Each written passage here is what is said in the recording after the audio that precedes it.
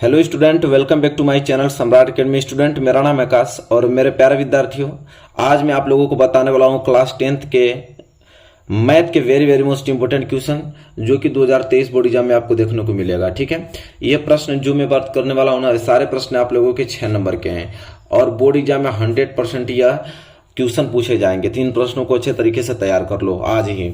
देखिए प्रश्न क्या है, और प्रश्न बताने से पहले मैं आप लोगों को बता दूं कि वीडियो को लाइक नहीं किए तो लाइक कर दीजिए, चैनल पर नए तो चैनल को सब्सक्राइब कर लीजिए। ठीक है, जितना क्वेश्चन बताऊंगा सारे क्वेश्चन आप लोगों को अच्छे तरीके से तैयार कर लेना है। ठीक है, यही सारे प्रश्न आपको देखने को मिलेगा। जैसे में ये पहला प्रश्न है कि निम्न समीकरण युग्म को रैखिक समीकरणों के युग्म में बदलकर हल कीजिए। ये आपको जो समीकरण दिखाई दे रहा है इसे आपको पहले रैखिक समीकरण युग्म में बदलना है, तब जाके हल करना है। ठीक है, और ये 6 नंबर के लिए प्रश्न पूछे जाते हैं। तो चलिए मैं आपको बताता हूँ किस प्रकार इसे हल करेंगे। देखिए सबसे पहले आपको करना क्या है कि पहले इसे रैखिक समीकरण युग्म में बदलना है।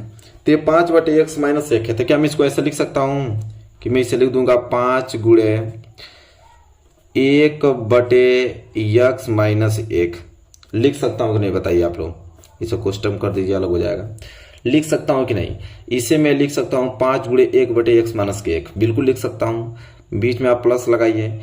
इस वाले भाग को मैं क्या लिख सकता हूं, तो 1 गुणे 1/y-2 लिख सकता हूं। कोई इफेक्ट नहीं पड़ेगा, 1 में 1 का गुणा करेंगे तो फिर यही तो बन जाएगा।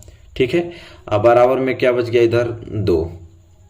इसी प्रकार हम इसे क्या करेंगे, इसे हम लिख देंगे 6 गुणे 1/x-1 और बीच में लगाएंगे माइनस, और उसे क्या लिख देंगे, तो 3 गुणे 1/y-2 अब बराबर में क्या 1।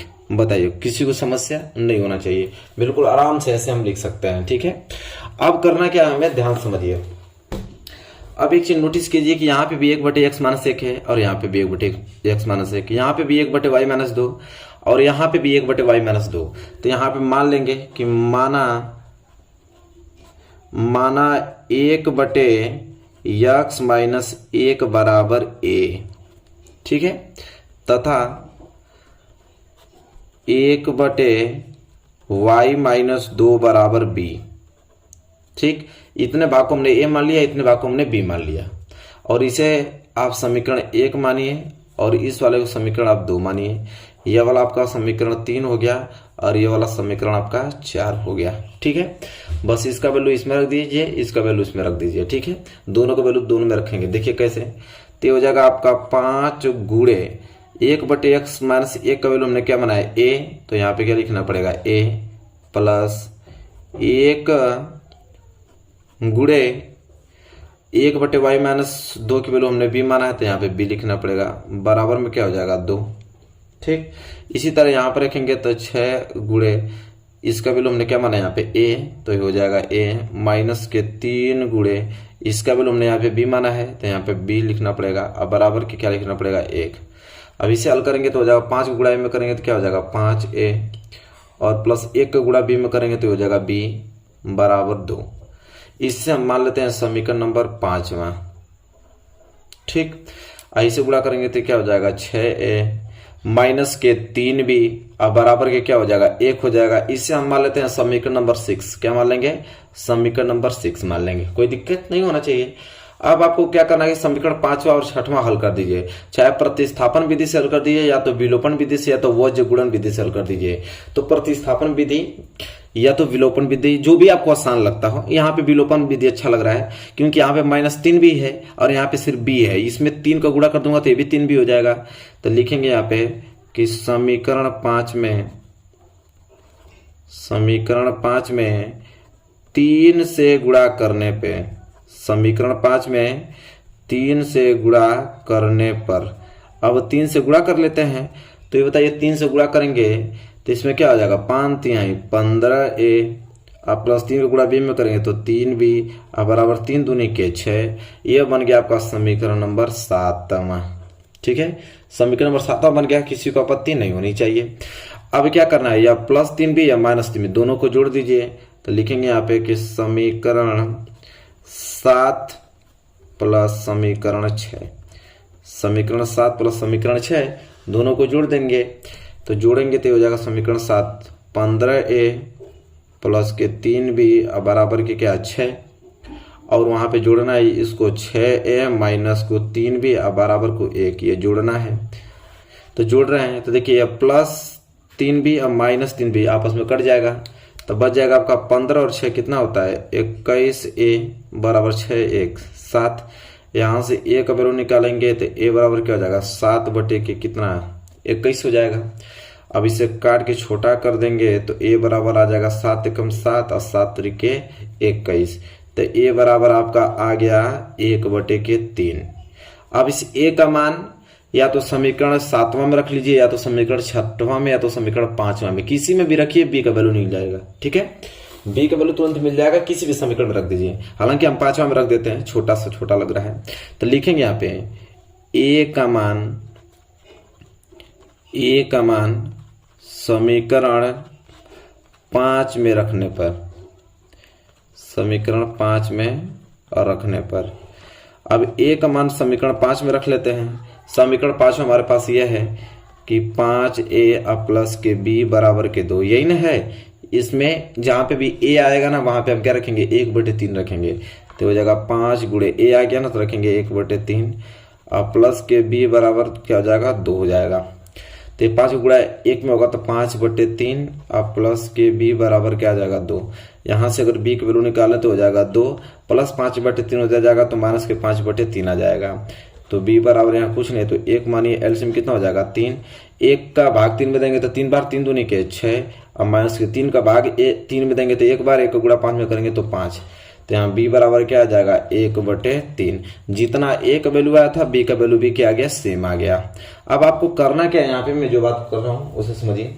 अब करना आपको ये है कि a और b का मान आपको कहाँ रख देना है, तो समीकरण 3 और 4 में रखने पर। ठीक है, तो यहाँ पे आप लिखेंगे, अब यहाँ पे मैं हल कर रहा हूँ कि a तथा b का मान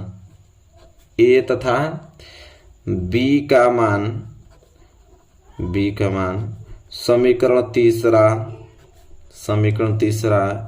वह समीकरण 4 में रखने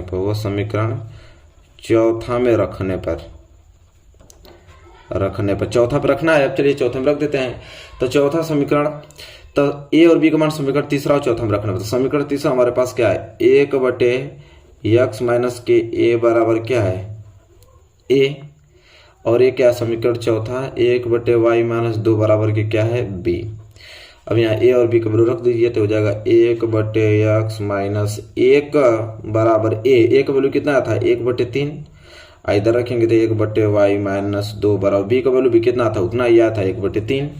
अब इसे हल कर लेते हैं, x माइनस 1 को गुणा 1 में होगा तो उतना ही आएगा x माइनस 1 बराबर 3 को गुणा 1 में होगा तो 3, तो हो जाएगा x बराबर 3 माइनस 1 उधर जाएगा तो प्लस 1, तो x बराबर 3 1 4, तो x का वैल्यू कितना आ गया 4 आ गया।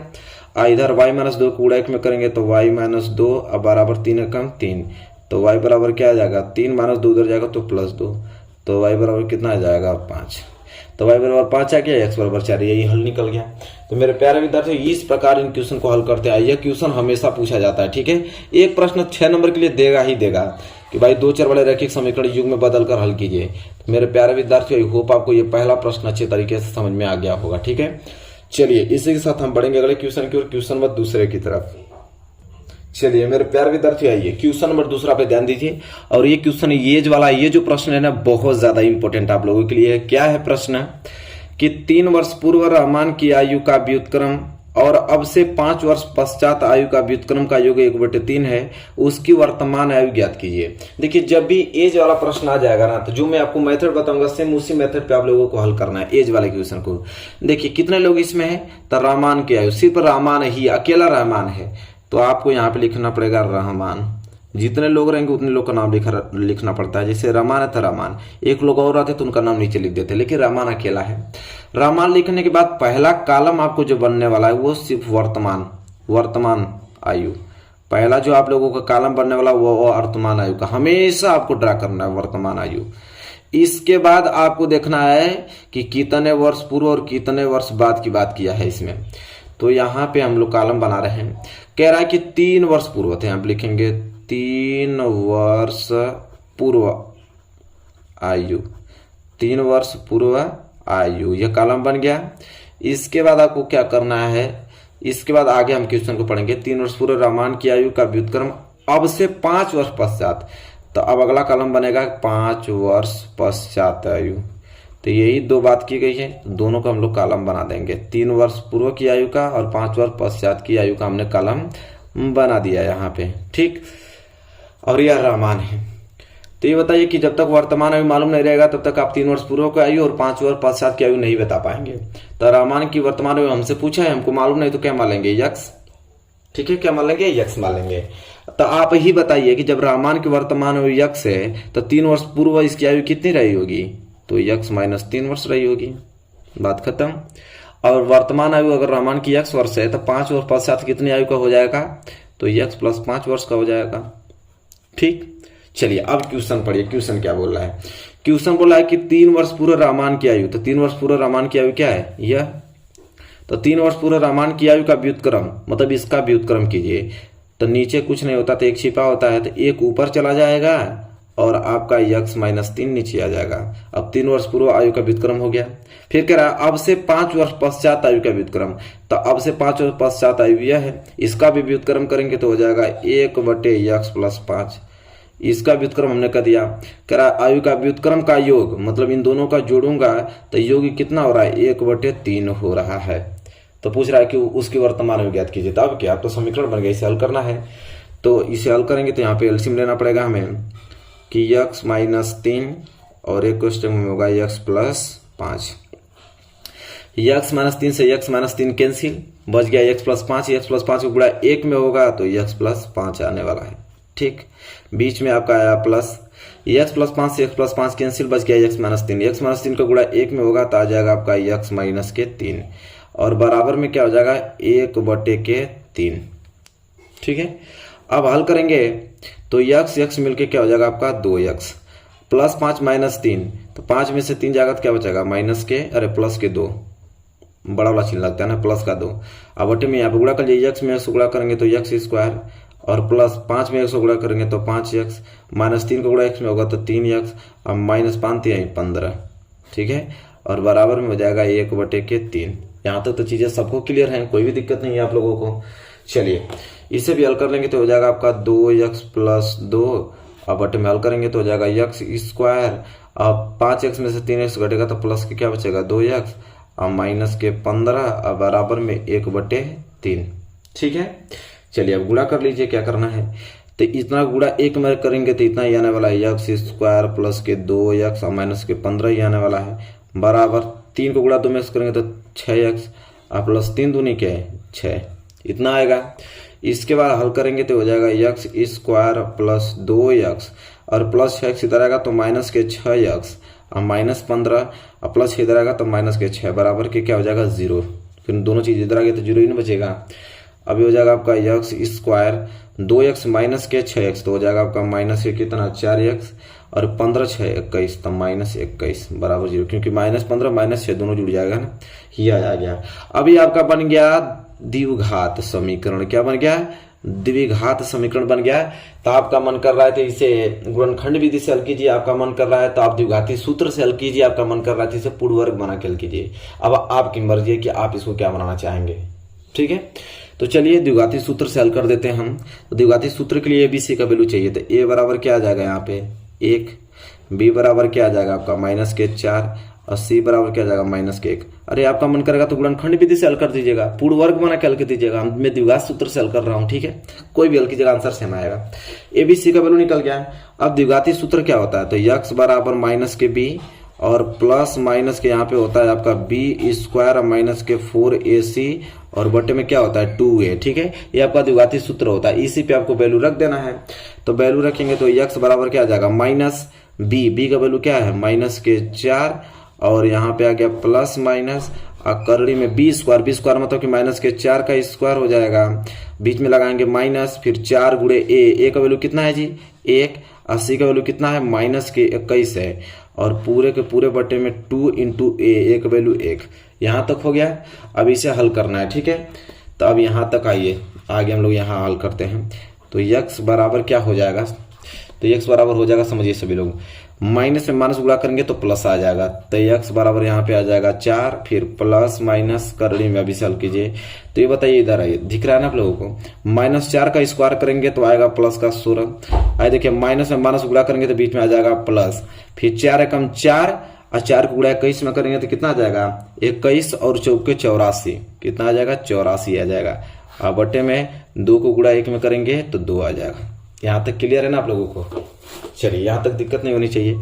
इसके बाद क्या हो जाएगा x बराबर 4 और प्लस माइनस 84 और 16 कितना होता है, 84 16 कितना होता है 100 होता है, और बटे में कितना आ जाएगा 2। यहाँ से x बराबर क्या आ जाएगा 4 और प्लस माइनस 100 का वर्गमूल 10 और बटे में 2।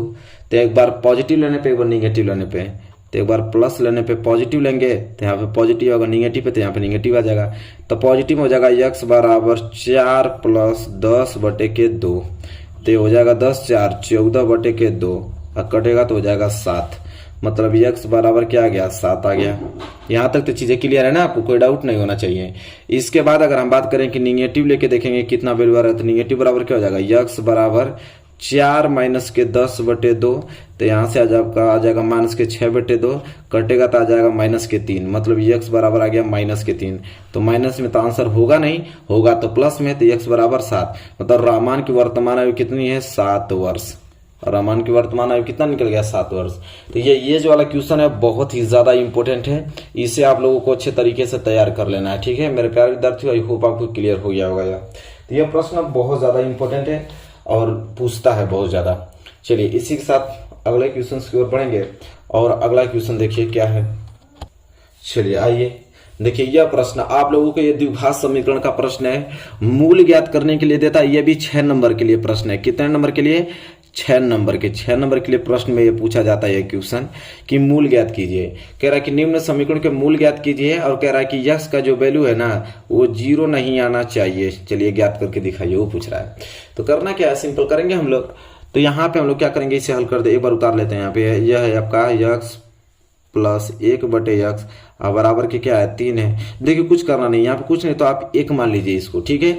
और 1 मानने के बाद एलसीएम क्या ले लेंगे, 1 और x का एलसीएम क्या होता है x होता है, और 1 का भाग x में देंगे तो x बार है, x का गुणा x में करेंगे तो x स्क्वायर हो जाएगा, प्लस x से x कैंसिल हो गया, बच गया 1 बराबर में क्या हो गया 3। यहाँ कुछ नहीं लिखा है तो यहाँ पे क्या लिख देंगे 1, x स्क्वायर प्लस 1 का गुणा अगर 1 में करेंगे तो आपको इतना ही आने वाला है, x स्क्वायर प्लस 1 ही आएगा, बराबर 3 को गुणा x में करेंगे तो आपका 3x आ जाएगा। यहाँ तक दिक्कत नहीं है आप लोगों को। चलिए इसके बाद आप लोगों को सिंपल करना ये चीज है कि इसको इधर ला दीजिए तो हो जाएगा x स्क्वायर प्लस 3 आएगा तो माइनस के 3x और प्लस 1 इधर रहबे करेगा, बराबर में 0। ये आपका द्विघात समीकरण बन गया, ठीक है। क्या बन गया, द्विघात समीकरण। अब द्विघात समीकरण को हल करने की 3 विधि है, या तो गुणनखंड विधि से हल कर दी, या तो पूर्ण वर्ग विधि बना के, या तो द्विघाती सूत्र से हल कर दीजिए। अब आपका मर्जी है, ठीक है।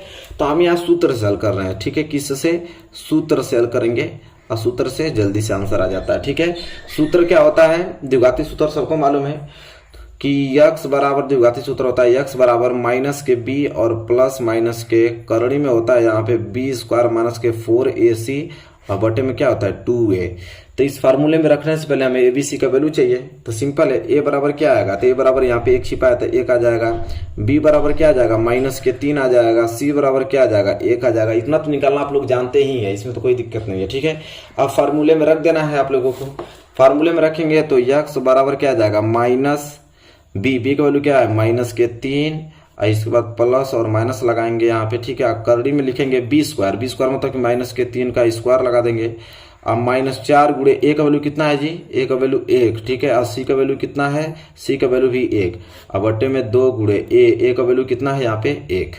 अब इसे हल करेंगे तो यहाँ पे x बराबर माइनस माइनस प्लस तो 3 आ जाएगा, फिर प्लस माइनस करड़ी में हल करेंगे तो -3 का स्क्वायर क्या होता है 9, फिर -4 एकम 4 4 एकम 4 तो यहाँ पे 4 ही आने वाला है, बटे में 2 एकम 2 आ गया।